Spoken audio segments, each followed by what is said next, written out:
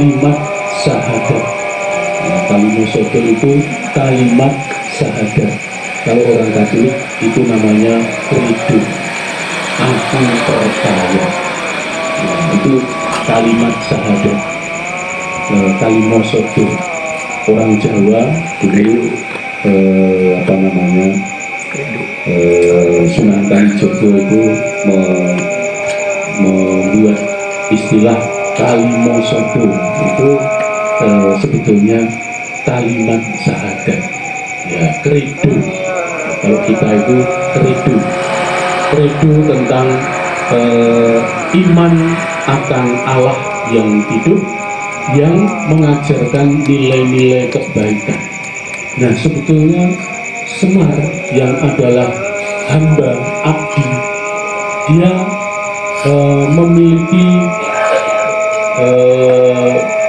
memiliki hati yang peka terhadap situasi di sekitar, punggawa-punggawa, pejabat-pejabat. Dia melihat sebagai seorang rakyat biasa, dia melihat ini sudah tidak hidup sejalan dengan nilai-nilai yang diajarkan. Maka dia berkeinginan membangun kayangan.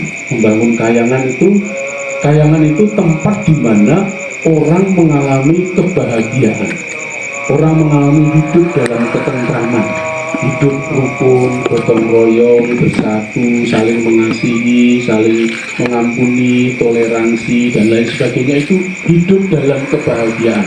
Kayangan itulah yang dikatakan. Maka ia ingin membangun moral masyarakat supaya hidupnya damai, tentram, saling gotong royong, membantu, menolong satu dengan yang lain. Itu yang dimaksudkan oleh Semar. Justru orang-orang kecil seperti Semar itulah yang peka hati nuraninya, peka terhadap situasi yang ada di sekitarnya. Maka dia ingin membangun. Maka senjatanya yang dipakai adalah jimat kalimosodo. Diajak masyarakat, orang-orang diajak untuk kembali kepada nilai keimanannya. Nilai keimanannya itu nilai kepercayaannya. Aku percaya akan Allah Bapa yang Maha Kuasa, pencipta langit dan bumi. Nah, itulah credo yang kemudian diterjemahkan dalam nilai-nilai moral kehidupan sehari-hari. Nah, Bapak Ibu, kalau mau dihubungkan dengan bacaan Injil tadi, Yesus bersyukur kepada Tuhan karena kebijaksanaan Allah itu tersembunyi bagi orang cerdik pandai dan justru dihayati, diimani, dimengerti oleh orang kecil. Nah, Semar itulah orang kecil. Semar itu pengejauhantahan rakyat biasa yang memahami, mengerti kalau di dalam kehidupan kita ini nggak beres ini. Korupsi kok ada di mana-mana ini, nggak beres ini. Nah, begitu. Kejahatan kok ada di mana-mana ini nggak beres ini. Nah, orang saling curiga, orang kalau di media sosial itu orang saling marah, ya, celebur do ngomong sak karepe dhewe, ini sudah tidak ada nilai moralnya. Nah, itulah kepekaan rakyat kecil, kepekaan Semar, kepekaan seorang rakyat kecil yang ingin berui hidup. Maka ada yang mengusulkan, saat ini pelajaran Pancasila ini dihidupkan lagi. Ya, ada yang mengusulkan, itu nilai-nilai Pancasila itu dihidupkan kembali, karena di sana itu ada nilai-nilai moral, nilai-nilai kebaikan, nilai-nilai bagaimana kita hidup kepada Tuhan, juga hidup kepada masyarakat, hidup bersama-sama, saling menghargai. Nah itu kita itu lalu nak wis ora seneng ngono iki terus kabeh dibuangi. Ya, tidak dipilah-pilah, ini nilai-nilai yang bagus yang masih bisa diteruskan untuk anak cucu kita. Nah, sudah ini kita selalu mengajarkan hormat kepada orang lain, gitu. Unggah-ungguh, subosito. Kita mengajarkan kepada anak-anak sopan santun. Sekarang susah kita mengajari. Kalau kita sopan sama orang tua, bantu kuno, malah dimode kuno, malah ngajari. Nah, itu bolak-balik sekarang zamannya itu jadi jungkir balik. Tidak tahu sopan santun, tidak tahu toto kromo, karena unggah-ungguh. Nah ini yang mau dikatakan atau yang mau dibangun oleh Semar, rakyat kecil, orang sederhana, itu nilai-nilai seperti itu. Itulah nilai-nilai yang diajarkan oleh Tuhan seperti itu. Nah, Bapak Ibu dan saudara-saudari terkasih, kita pada malam hari ini kita menghormati, menghargai, menyayangi, mencintai Bapak Roberto Sudaryanto. Kehadiran kita di sini sebagai tanda cinta, tanda hormat, tanda bahwa kita ini mempunyai kedekatan, mempunyai kelekatan, mempunyai rasa relasi yang itu terus dijaga, karena dalam hal seperti inilah kita menggambarkan sebagai masyarakat, warga, umat yang saling mencintai satu sama lain, saling memperhatikan satu sama lain, dan nilai-nilai seperti itu yang diajarkan Tuhan kepada kita. Maka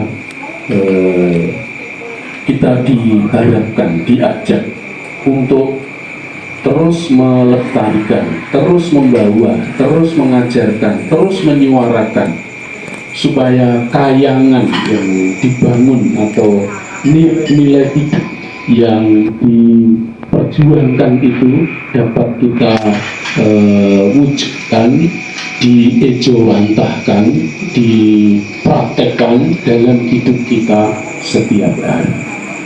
Inilah warisan-warisan yang diberikan para leluhur, nenek moyang, orang tua, simbah-simbah yang mungkin kalau menurut tingkat pendidikannya mungkin simbah-simbah itu kalah pendidikannya dengan kita sekarang ya. Saiki awake dhewe gelare ono profesor, ono gelare hebat-hebat. Buat menapa simbah-simbah biyen ora ono sing profesor. Tidak ada yang punya gelar tinggi-tinggi, tetapi nilai yang diajarkan itu sangat humanis. Nilai yang diajarkan, diwariskan kepada kita semua itu nilai-nilai kemanusiaan. Siapapun bisa, tanpa harus punya gelar-gelar yang panjang-panjang. Tetapi itulah kepekaan hati atau kebijaksanaan yang diberikan Allah kepada orang-orang kecil seperti itu. Dan ini nilai yang harus kita perjuangkan terus-menerus. Maka Ibu Bapak, Saudara-saudari, mengenang almarhum Bapak Roberto Sudaryanto tentu juga mengenang kebaikan, mengenang kebajikan-kebajikannya, mengenang warisan-warisan, nilai-nilai yang diberikan kepada keluarga, kepada orang-orang yang ada di sekitarnya. Itulah nilai-nilai seperti yang diperjuangkan oleh Semar. rakyat kecil, rakyat biasa, tapi di situ nilainya adalah nilai yang sesungguhnya.